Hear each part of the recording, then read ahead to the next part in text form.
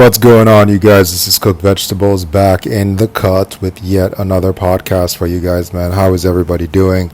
I hope you're doing absolutely wonderful wherever you happen to be in the world.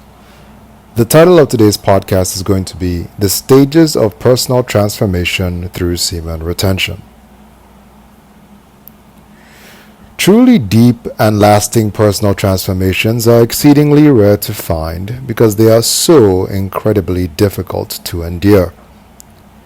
During a personal transformation, you have to somehow maintain your sanity while simultaneously doing a mountain of work and enduring tremendous pain. One of the deepest personal transformations that I have undergone was through my journey of going from hapless wanker to skilled celibate son of God.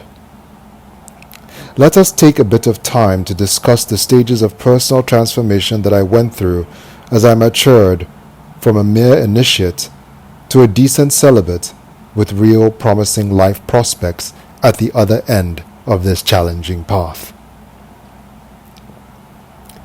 Stage 1. Inner prompting.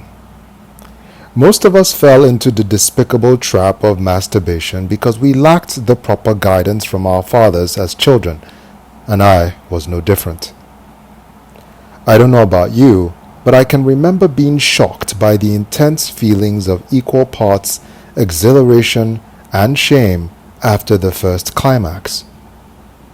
I instinctively knew this wasn't an honorable thing to do because of the apathy and shame I felt immediately after.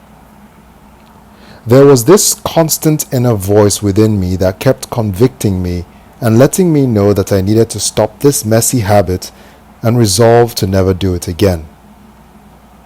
However, I failed to heed my inner promptings in time and was quickly ensnared by the addictive quality of this despicable act and couldn't bring myself to quit.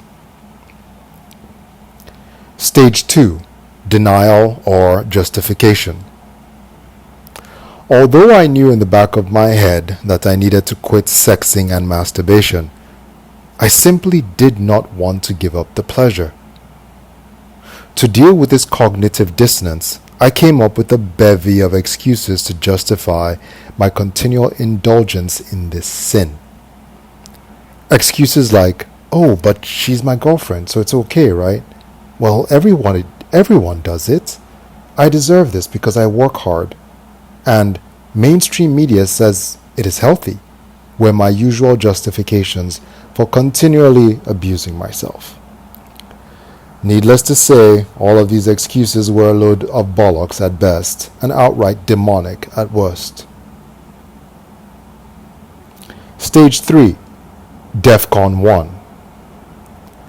As I continually denied the obvious warning signs telling me to change, things eventually got really bad. This is what I playfully refer to as the DEFCON 1 situation. DEFCON 1 is a military term that can be loosely translated to "shit just hit the fan." And in this case, there was no way that I could sustainably continue to ignore the work I needed to do. My DEFCON 1 situation took the form of an ill-fated relationship with the Jezebel spirit that ended in absolute disaster, leaving every aspect of my life in ruin. At this point, all my usual methods of escape stopped working, which forced me to go within in search of answers. This was by far the darkest and most depressing part of the transformational process. In retrospect, however, it was the most pivotal turning point that put me back on the right course. Stage 4. Acceptance and hard work.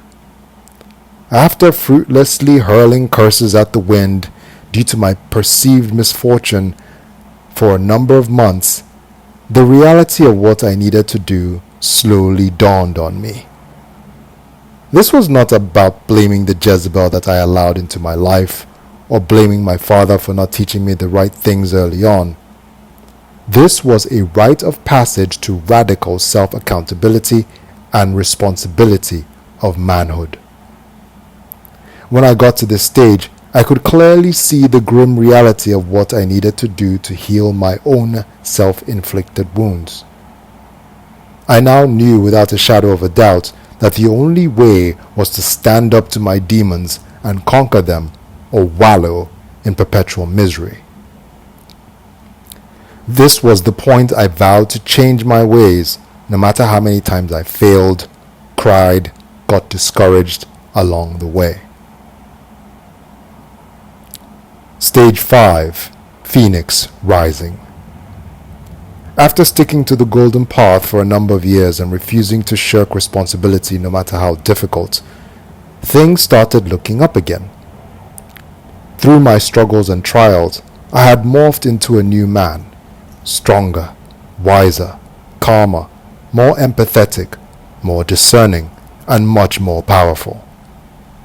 People started looking up to me as a role model, to my utter bemusement. It seemed as if folks who used to taunt me could all of a sudden sense that there was something different about me that was best not to mess with. In addition, anyone who did try anything with me seemed to get an incredible clap back from the universe without me having to lift a finger.